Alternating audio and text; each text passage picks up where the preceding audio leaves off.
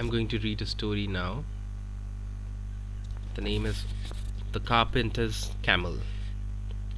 Some time ago, there lived a carpenter with his wife and children in a village. Once he lost his axe, so he borrowed money from some people to buy a new axe. But whatever money he had borrowed got spent in buying food and other useful things for the family, and again he was left with no money to buy the axe. Since he could not never return his borrowed money due to poverty, the villagers could not understand the reason behind his never-ending poverty.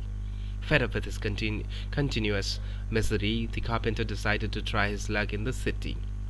So one day he left for the city. As he was crossing a forest, he saw a she-camel with her young one. They had been separated from the caravan. Being a kind fellow, the carpenter decided to take care of them. He went back to his village with them. He took great care of them.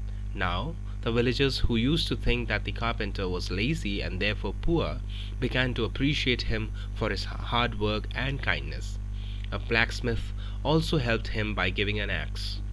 Now, the carpenter would cut wood in the jungle with the axe while his camels would eat grass and leaves there. He would make wooden articles and simple furniture with the wood and sell them off in exchange for food and other household things. As the time passed,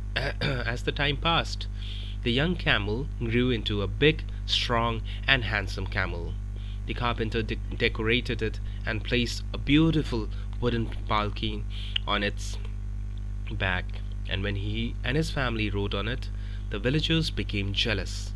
Some of them commented, "Look, how proudly he's riding before us on the back of the camel with his family. Has he forgotten how he used to borrow money from us to feed his family?" The carpenter, who was a humble fellow, would hear these comments silently without reacting. He would often take the village children for a camel's ride. One day his camel met a she-camel in the jungle and brought her with him to the carpenter's hut.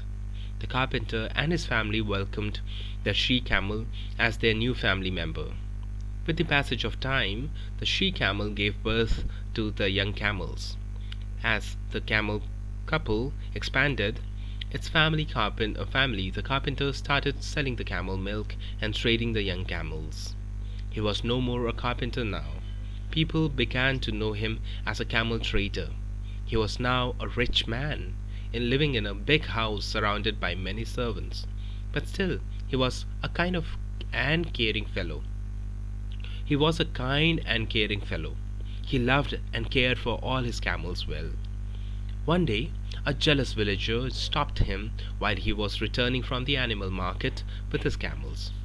"Dear friend, it feels so nice to see your many camels," said the cunning villager. "But sometimes I wonder what will happen if you lose any of them." "What do you mean?" asked the carpenter in a bewildered tone. "You have so many camels, you should tie a bell around the neck of one of them. All the other camels will follow him, hearing the sound of the bell. This way you need not collect all the camels. In case the camel wearing the bell loses the way, you will be able to find him soon due to the sound of the bell," said the villager. The simple carpenter liked the idea. Unable to understand the villager's ulterior motive, he thanked him. Reaching his house, he asked his servants to bring a big and beautiful silver bell to tie it around the neck of one of his most handsome camels.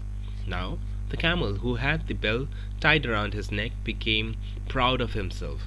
He began to think himself superior than the others.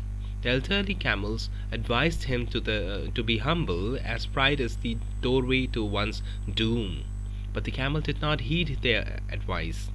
He began to move alone wherever he went. One day, while the camel was roaming about in the jungle, a big lion got attracted towards him, hearing the tinkle of his bell. He stealthily followed the camel, hiding behind the tall grasses. As the camel went near the grass to graze, he saw two dazzling eyes behind the grass. But before he could understand anything, the lion jumped on him and killed him with his sharp jaws and claws. He then ate the camel meat to his heart's content and left the remaining meat for the jackals and vultures. Thus, a cunning advice cost the carpenter a valuable camel.